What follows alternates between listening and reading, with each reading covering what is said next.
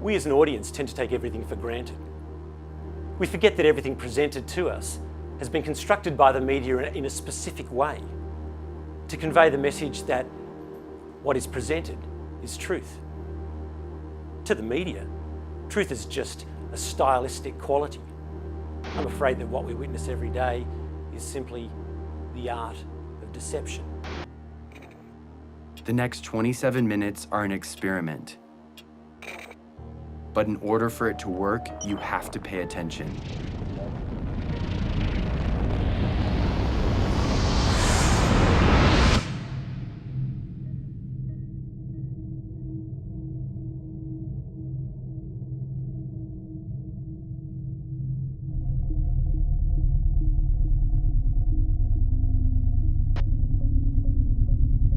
White Wilderness was a nature series produced by Disney in 1958. What they did as a series at the time was amazing, right up until they found out the truth about this particular episode. It's a story both true and false, as we shall see in a moment. You've heard of the old saying, like lemmings going over a cliff. Most people seem to think that when one lemming goes over a cliff, all the rest will follow. That's ludicrous. It would appear that lemmings are a lot like sheep, that one or two start to go somewhere, and the rest are determined to go too. Most people don't even know what a lemming is. They reach the final precipice. This is the last chance to turn back. But do hordes of lemmings really throw themselves off a cliff to drown in the sea? Or is this the greatest man-made myth ever?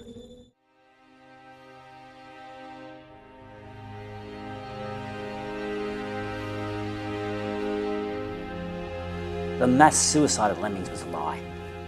The filmmakers at the time wanted to turn myth into reality.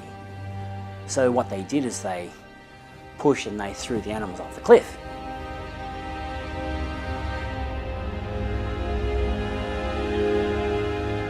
All they really wanted to be was the best entertainment company at the time. It was a pretty simple idea. Bring the legend to life, make the audience fall in love with the lemming, and then bring them to a tragic and unbelievable ending.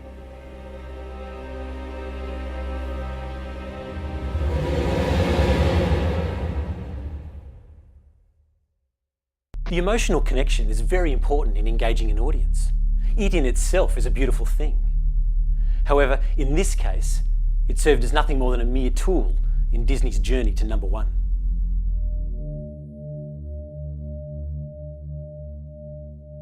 Fast forward to the future and we find that nothing has changed. If anything, things have got worse. Just as White Wilderness had a double irony, so too did the opening video to the 2009 Copenhagen Climate Convention. And few still doubt the impact of human influence over this predicted catastrophe. It's understandable how a child can be gullible, but for an adult, it's, perhaps society hasn't taught them how to question what they see. I remember watching it and thinking, who'd buy into this? Next day, instead of laughing, I was hit with a depressing realisation that the whole country was buying into it. Was the message really, we will brainwash your children into action? I mean, the message is blatantly clear. We will frighten your children so much they will fear the rain. The tragedy is that children from a very early age are warned, through stories and tales, that they should not believe everything that they hear. Oh dear! A piece of blue sky just fell on my head. The wherefore and why is best left unsaid. But I have a hunch, and it's appalling that, like it or not, the sky is falling. If climate change is a real issue, why do they need to scare people into belief? The current ideology in climate science can be summed up pretty easily. It all stems to the UN and the IPCC. IPCC stands for the Intergovernmental Panel on Climate Change. Is the IPCC really made up of 4,000 top scientists? Well, I'm afraid it's not. I found out that some of the people writing this report are actually graduate students in their 20s. They're, some of them 10 years away from even getting their PhDs. IPCC has been under intense pressure since admitting its landmark study into climate change exaggerated the speed of glacier melt. When the IPCC funds projects, so they issue a brief or project outline. And this project outline stipulates precisely that they must find a reason how the humans are creating or causing global warming. They do not pay to find a natural reason. And we're left with people thinking that human beings are the biggest problem this planet has to face. What is the most serious threat facing humanity today? Human existence. Wow. Then once people feel badly about their own existence, they will give up their rights much more easily. Sometimes I wish we didn't exist. There is PDO, cloud cover, but you cannot tax the clouds. It's a bit like being funded to research how cigarettes cause cancer. Of course, we all know cigarettes do cause cancer, but it's not the only reason. If you want to be a real scientist, you must explore all possibilities. All scientific prognoses show that the continent of Africa will be severely hit if we do not act now. The film doesn't present a shred of evidence. There'd be a million other ways to educate people rather than scare them. If someone or something is trying to make a scientific argument without referring to science, they aren't telling the whole truth.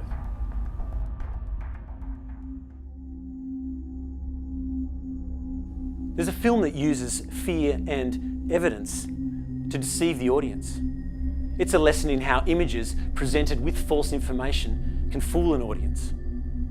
This film's biggest weapon was a mere PowerPoint presentation. Separating the truth from the fiction and the accurate connections from the misunderstandings is part of what you learn here.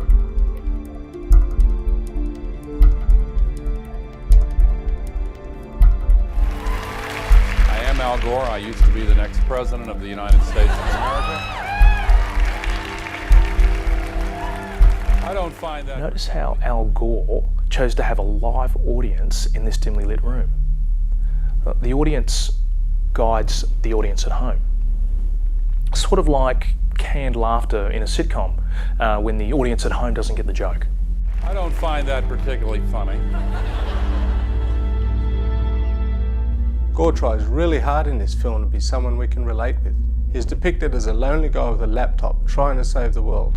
I've been trying to tell this story for a long time, and I feel as if I've failed to get the message across. In reality, Gore was raised in the White House by a Communist Party leader. He didn't put this in his film for obvious reasons. The truth won't sell his product.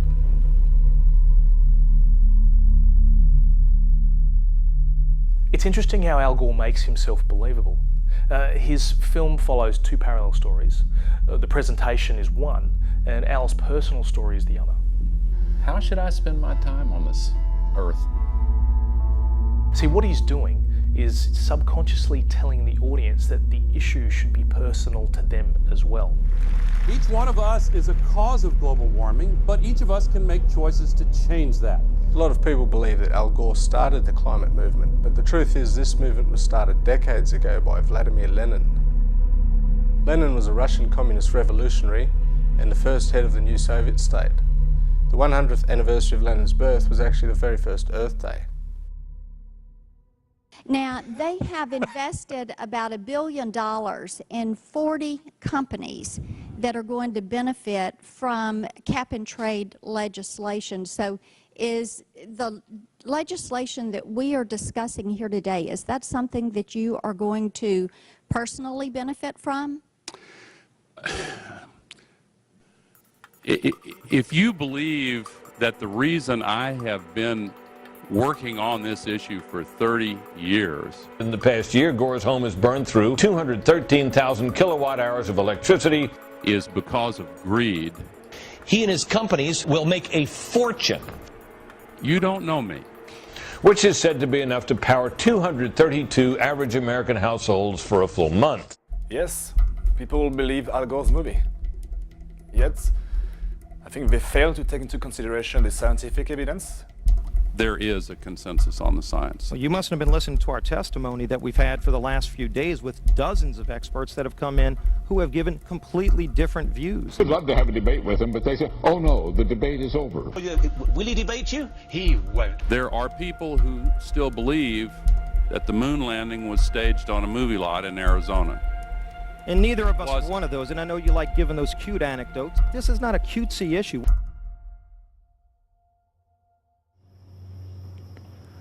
That what we take for granted might not be here for our children. What hurts me the most as a professional is that kids are not taught properly in school. When some of these children who are here are my age, here's what it's going to be in less than 50 years. They are taught that humans is the only reason for global warming, so they are groomed from the beginning.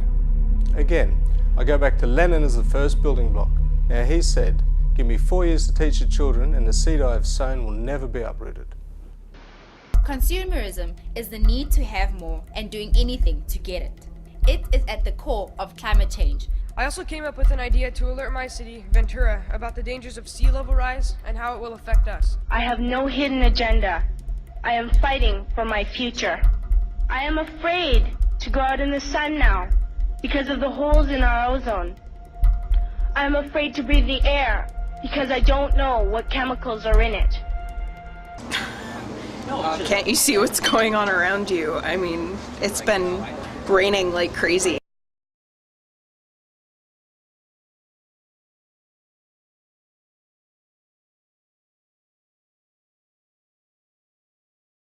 This, incidentally, is the first time anybody outside of a small group of scientists has seen this image. I was surprised about all the new graph he presented.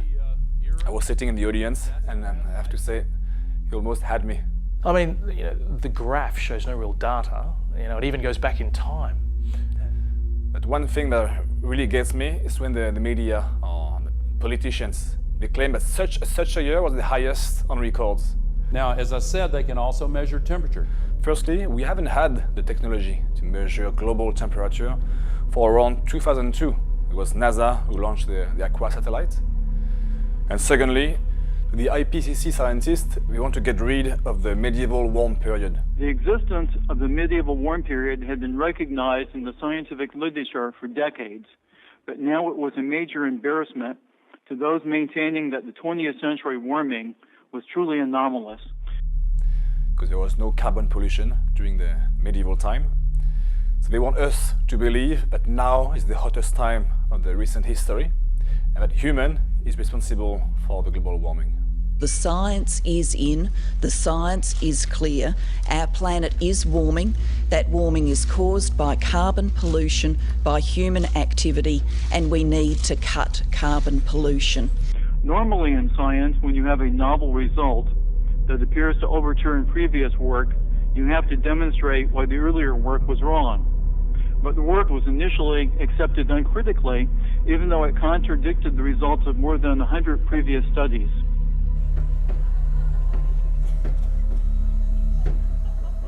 You've heard of off the charts. In a book, you have an appendix and a reference with all the information you need to validate the source. But in documentary, you don't have this.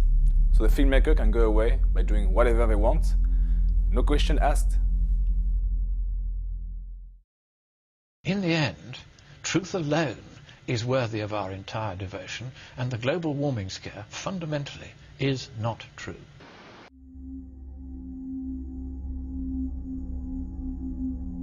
Every piece of data presented on the screen is done so in a particular way so that you believe in its validity. Politics aside, we must now take a close look at how religion is presented on the screen. Presenting zeitgeist.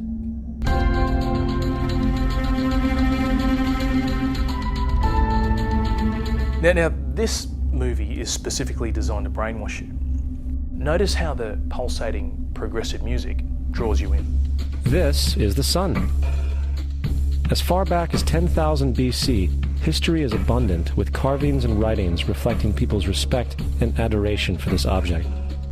When they want you to believe or remember something, they add subliminal static flashes or shapes that flash on the screen. Controlling the whole damn world. Not only does this keep you paying attention, but it gives you the sense that someone has just changed the channel, and supposedly on this new channel, they're saying the same thing.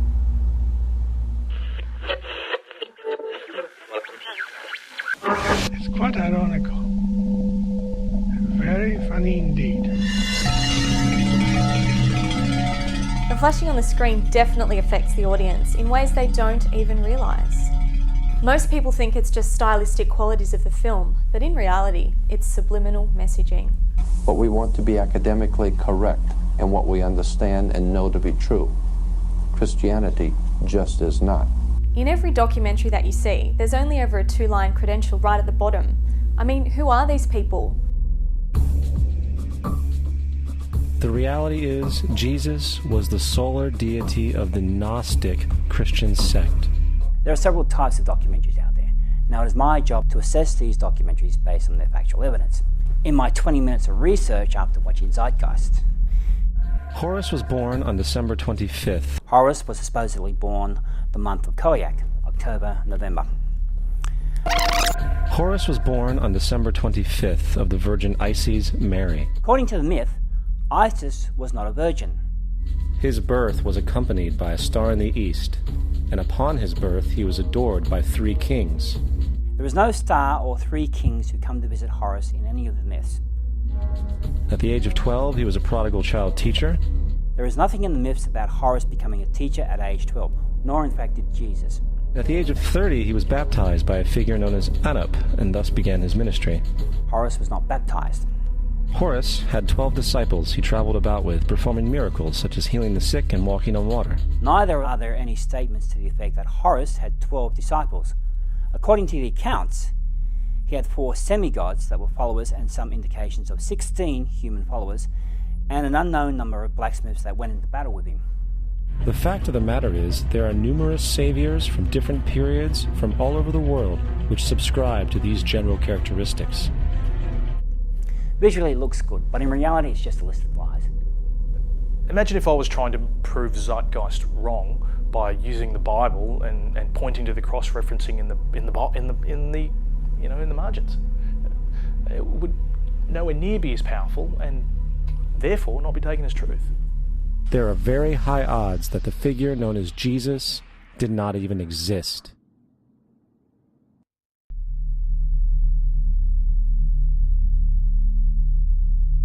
So far we've examined white wilderness, an inconvenient truth, and Zeitgeist.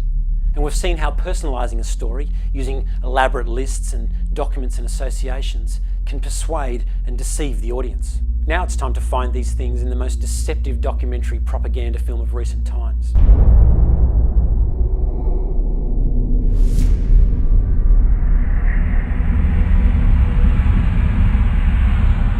For 26 years, Kony has been kidnapping children into his rebel group, the LRA. Let's be realistic here. People creating child soldiers in Africa is nothing new. We all know about it.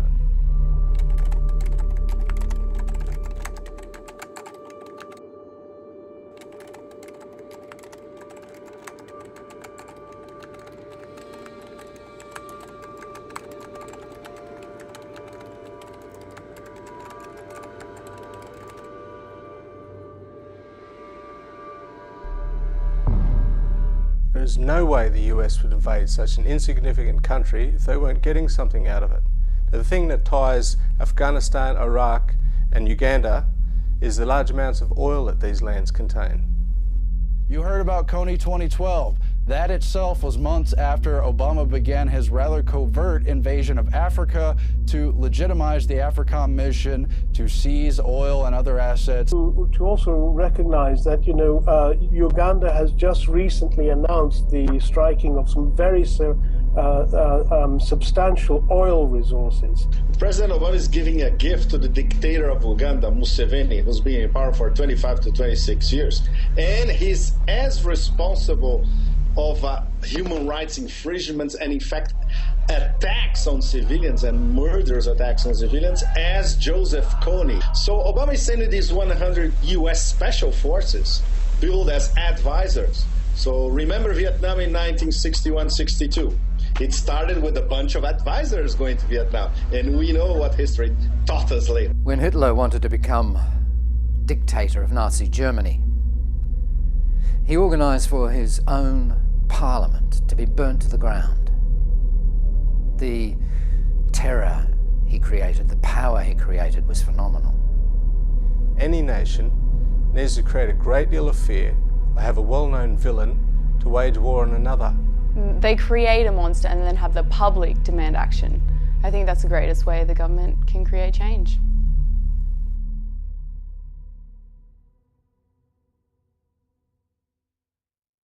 I stand by those words. Afghanistan is still just the beginning.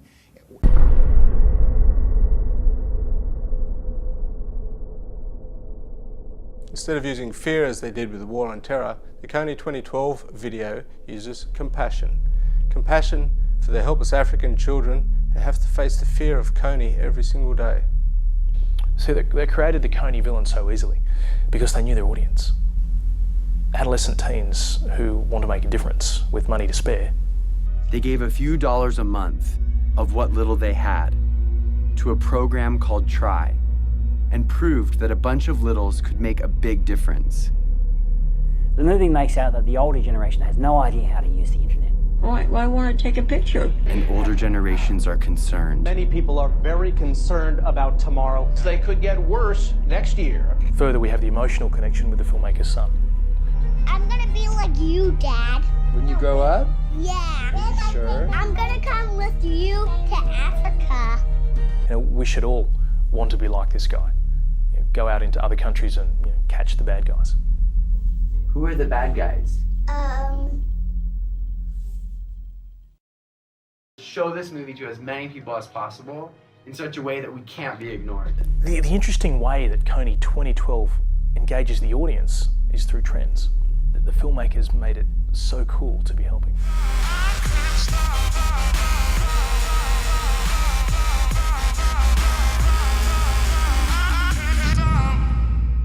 And that they constantly pounded their audience with the obligation to click share.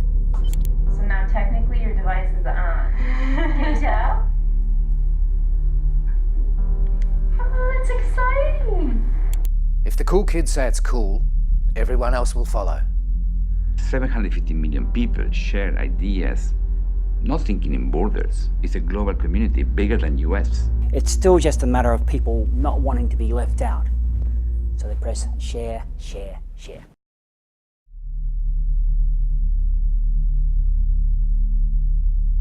We've come to the end of the free seminar, where we lock the doors and ask you to buy something. After all, that's what it's all about, making money.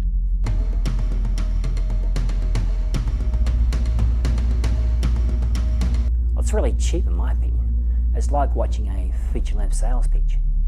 The frustrating thing is that it works. If 1 in every 30 children convince their parents to buy the action pack, then Kony 2012 would have made millions.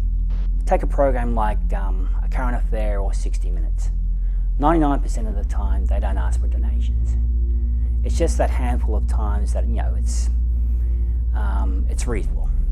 This question comes down to this. Are we, as Americans, capable of doing great things even though they are difficult? Are we capable of rising above ourselves and above history? They ask directly for the audience to do something. It's all about control. It is, after all, a sales pitch, a call to action. Act now. It is your time to seize this issue. It is our time to rise again to secure our future. Please help the world. Please help save the world.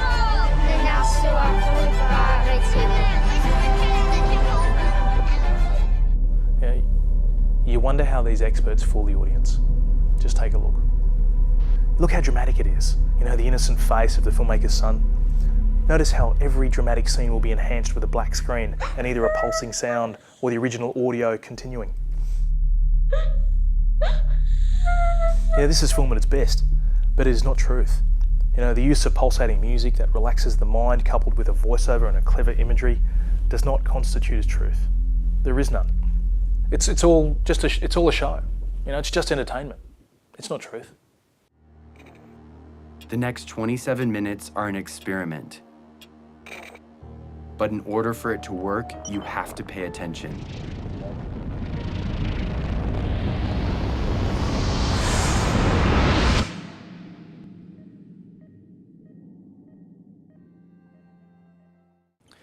In a book, you have an appendix and a reference with all the information you need to validate a source.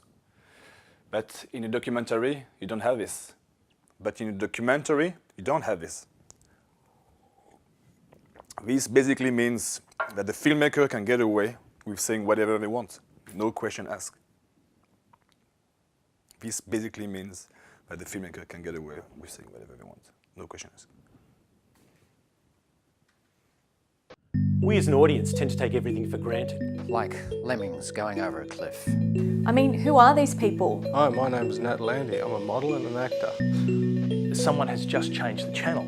When they want you to believe or remember something, they add subliminal static flashes or shapes that flash on the screen. When Hitler wanted to become dictator of Nazi Germany, he organised for his own parliament to be burnt to the ground. Burning down his own German parliament building, the Reichstag, and blamed it on communist terrorists. The whole country was buying into it. The mostly peaceful demonstrations in Copenhagen. We will frighten your children so much they will fear the rain. Horace was supposedly born the month of Koyak, October, November. But the truth is, it's not truth. But the truth. They should not believe everything that they hear.